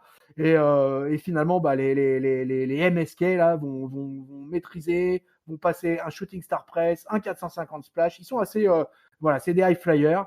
Et finalement, avec un blockbuster, ils vont trouver la parade. 1, 2, 3, victoire des MSK pour leur entrée dans le roster de NXT, mon Rafa. Ouais, un peu déçu du match, hein, moi j'ai trouvé. Déjà de base parce que pareil, hein, une équipe qui débarque comme ça, en plus avec des, des segments vidéo avant où tu as le gros point d'interrogation, mais qui ça va bien pouvoir être? Tu dis bon, ils vont pas perdre, quoi. Et donc Ouais, ça m'a mangé le suspense, et puis effectivement, pareil. ça m'a pas trop intéressé, même si ils ont l'air bien, hein, ils ont l'air sympas. J'ai curieux de voir la suite. Ouais, des cruiserweight encore, quoi, malgré tout, quoi. Hein. Ouais, des légers, ils ressemblent un peu. Il y en a un des deux, il fait un peu penser à Montez Ford, j'ai trouvé, mais c'est, enfin, bon, oui, ça y est, c'était le premier soir parce qu'il fallait commencer. C'était un peu bizarre cette truc du début là, genre, peut-être qu'ils auraient dû dire, équipe à déterminer parce que MSK, je comprenais pas en fait. Moi, je cherchais, je me dis: «Est-ce que c'est un code? Est-ce que ça va être, je m'attendais plus à ce que ça soit des gens qu'on connaissait mais sous un nouveau nom, enfin, une alliance de gars qui seraient ou un retour surprise ou tout ça. En fait, c'est juste des débuts, donc j'ai trouvé ça un peu bizarre ce choix de les faire démarrer en annonçant leur nom d'équipe mais sans dire qui c'est les mecs. Bon, c'est pas le meilleur moment de ma soirée, j'ai trouvé. Oh non, moi non plus. Moi, je t'avoue que voilà, déjà, je connaissais pas les Rascals d'Impact Wrestling, quoi. Déjà, je les connaissais pas, ces deux jeunes. J'ai trouvé le match vraiment sans plus, quoi. Ça m'a vraiment pas emballé. Isaiah Scott, je comprends plus du tout son utilisation à NXT. Et Jack Atlas, de toute façon, c'est un espèce de jobber de luxe depuis le départ. Donc, il y avait vraiment, vraiment pas d'intérêt. Puis, effectivement, bah, comme toi, pour moi, le suspense était complètement tué, quoi. On voit pas comment les mecs qui venaient d'arriver allaient perdre ce match-là. Donc vraiment, ça manquait totalement d'intérêt. Il y avait vraiment, enfin, je me suis pas mal emmerdé en fait pendant ce match, moi, pour Ouais. tout dire la vérité, quoi. Donc voilà. Allez, on passe backstage où vite fait, on va nous annoncer deux nouvelles équipes pour le tournoi féminin. Donc c'est plutôt pas mal qu'on commence un peu à nous annoncer les équipes pour les filles. Ça commence à se mettre en place. Donc la prochaine équipe, ça sera Catanzaro, Madame Ricochet, et qui fera donc équipe avec Kellen Carter. Et en face, elles vont affronter Tony Storm et Mercedes Martinez. Donc je pense que ça sent très très chaud pour Catanzaro et Carter là d'entrée. M'étonne. Parce que Mercedes Martinez, en plus, elle a annoncé qu'elle voulait être dans la title picture individuelle chez les femmes. Donc je pense que ça pue d'entrée pour les deux jeunettes. Là, hein. Mais bon, on verra bien pour la suite. On aura ensuite une petite vignette avec Scarlett qui va mettre en avant son danger de mari, en l'occurrence Karrion Kross. Mais ça sera pour le coup un truc très très rapide.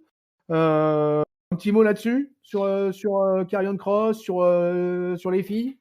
Bah, sur les filles, leur seul espoir, c'est une dissension puisque comme tu l'as dit, il y a, les 2 autres, c'est des grosses individualités, mais bon, je pense qu'elles vont se faire, rouler dessus quand même probablement.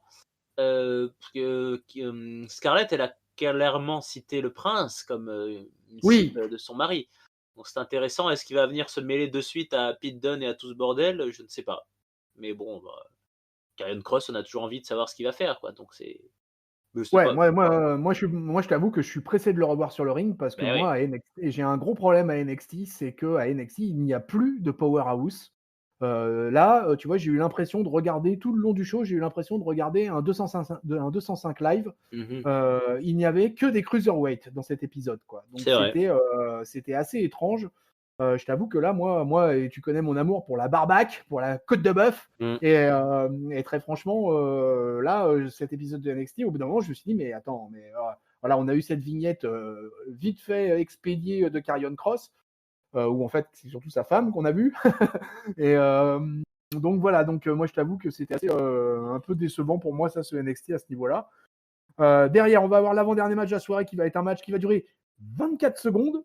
Tu C'est m'étonnes. le retour des Chinois, et en l'occurrence le retour de Xayali, qui va affronter pour la deuxième fois une jobbeuse, voilà, qui en 24 secondes va la démonter. Hein. De toute façon, d'ailleurs, la pauvre jobbeuse, on va même pas lui donner de nom. Elle aura même pas eu le temps parce qu'elle va se prendre un gros spin kick avant d'avoir pris une grosse droite. Victoire de Xayali. Juste après le match, la personne qui est mystérieuse là, qui est sur la rampe, elle va demander à Xayali d'attaquer la perdante. Chose que bien évidemment Xayali va pas se prier 2 fois pour le faire, et va continuer à la tabasser bien salement. Voilà, allez, bah écoute, on est en train d'installer tranquillement mais sûrement Xayali dans la division individuelle chez les filles. Ouais, je sais que papy nous a dit qu'il aime beaucoup, ça. C'était un de ses moments préférés de cette, baston du mercredi.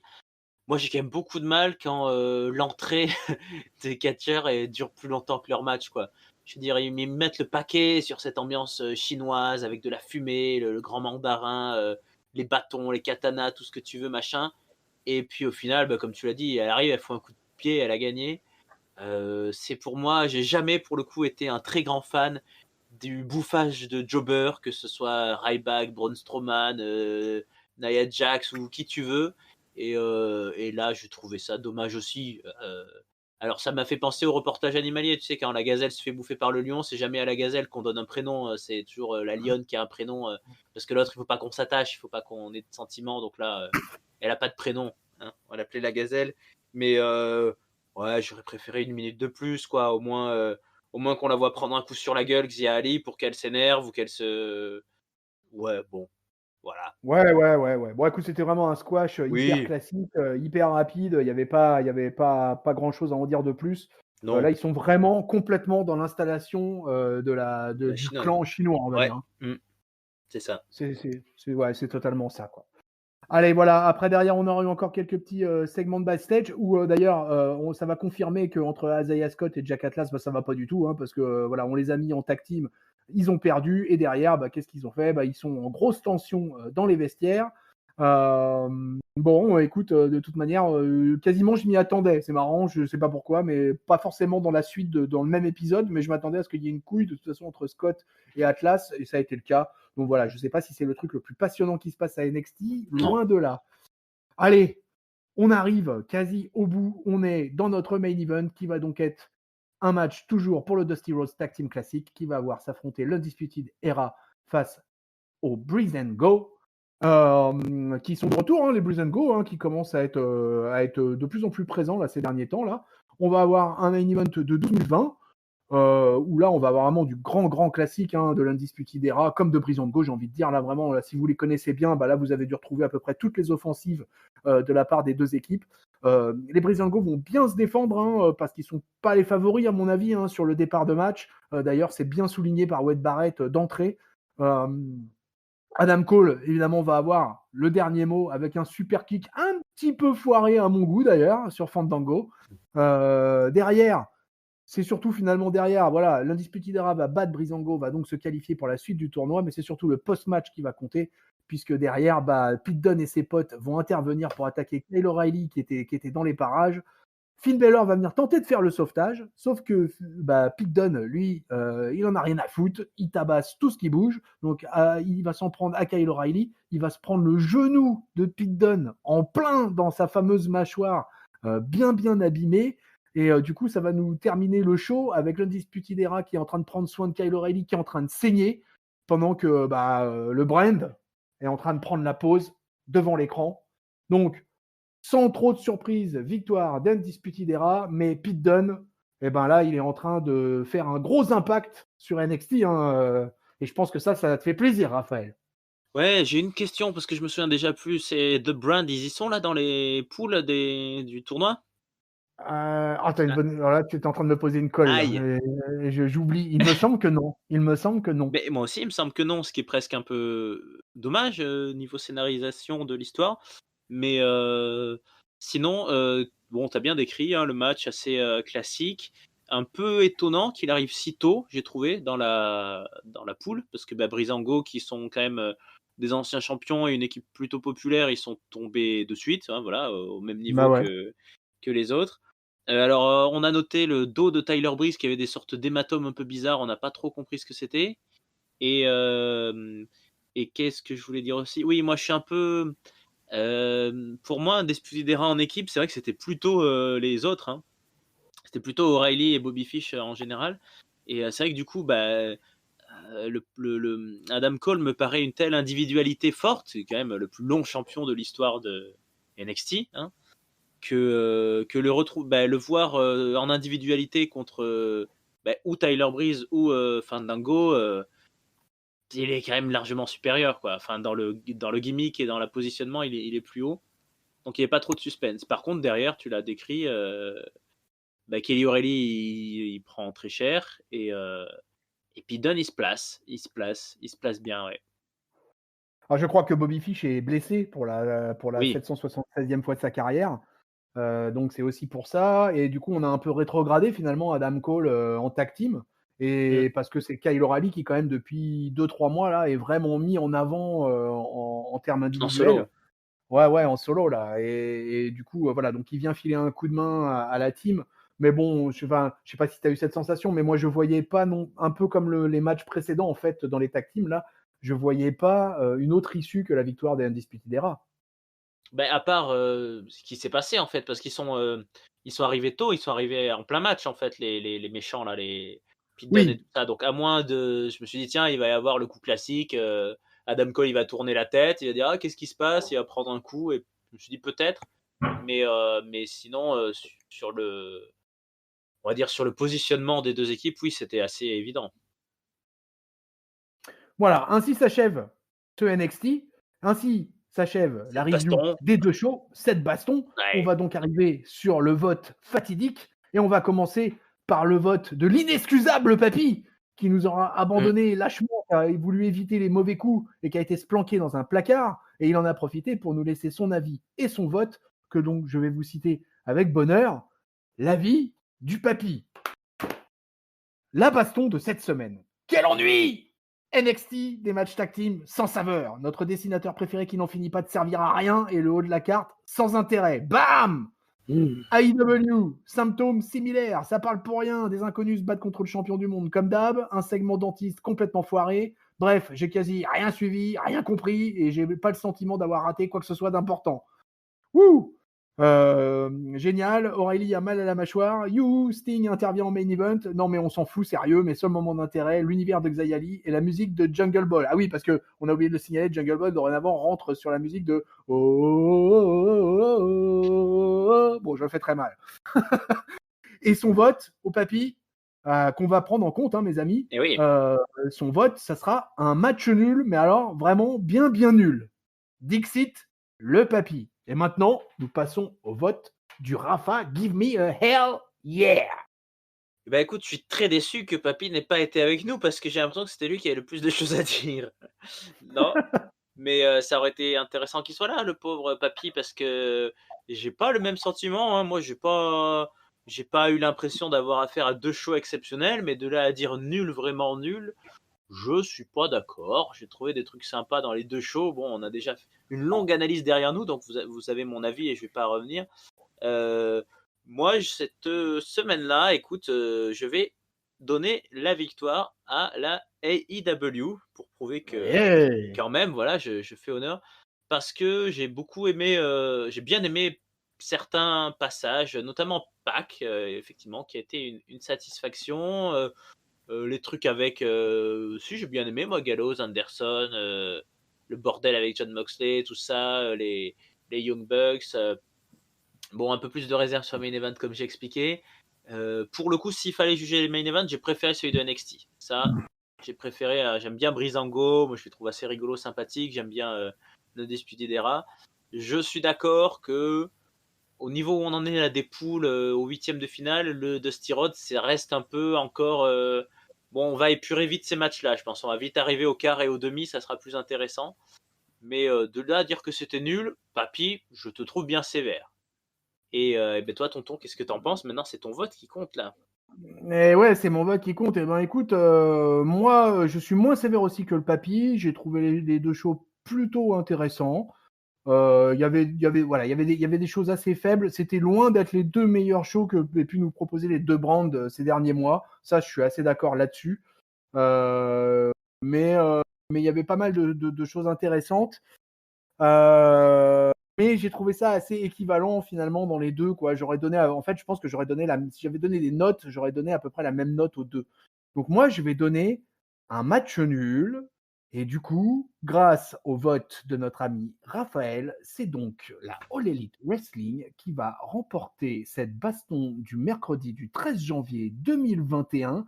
Hashtag 18e édition, victoire de la All Elite Wrestling, ce qui nous donne tout de même un match nul dans cette 2e saison, puisque dorénavant, nous sommes à une victoire pour NXT, une victoire pour la All Elite Wrestling. Bon, Raphaël, t'auras pas de voyage pour rien. Ah ben c'est pas une victoire à l'unanimité en tout cas. Hein. On peut pas dire le contraire. Ah ouais, c'est un peu le concept de la baston du mercredi, quoi, toute façon, quoi. C'est toujours compliqué. Mais très bien. Bah oui, écoute, bah voilà, ma voix minorité. Enfin, ta voix fait majorité au final, voilà. et finalement, et en plus, ta voix rejoint le public, parce que dans les ratings, eh bien, AEW aura gagné largement, puisque, alors, j'ai pas les chiffres exacts, mais je crois que la AEW a fait dans les environs de 750 000 ou 730 000, Alors que par contre, pour la NXT, ça a été très compliqué puisque la NXT n'a fait que 551 000 spectateurs, qui est dans leur top 3 de leur plus mauvaise audience depuis que NXT passe à la télé. Donc vraiment, là, la All Elite Wrestling aura gagné largement la bataille des ratings. Et finalement, tu vois, ça se retrouve sur notre vote final et c'est donc la All Elite Wrestling qui remporte la mise. Voilà les amis, la suite au prochain numéro pour la baston du mercredi.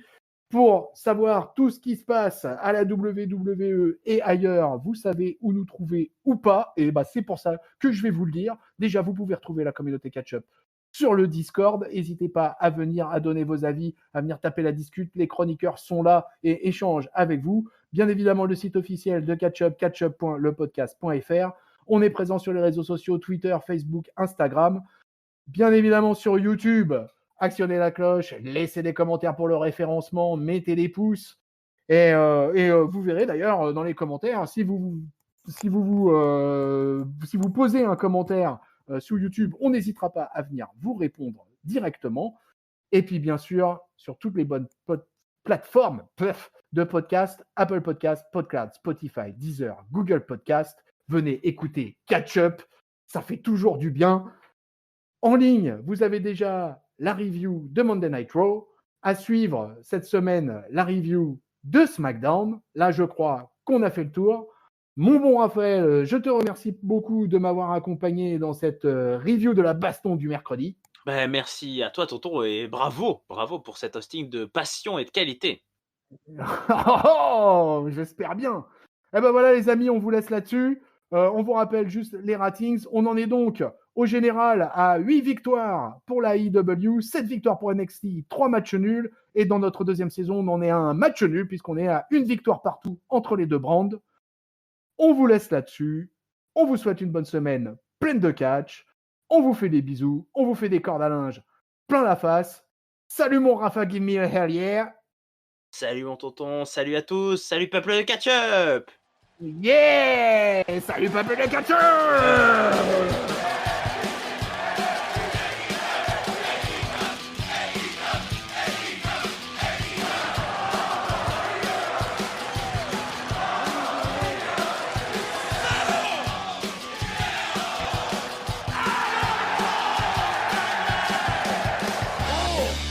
A little bit of the bubbly. That's undisputed. I'm better than you, and you know it. And we are NXT.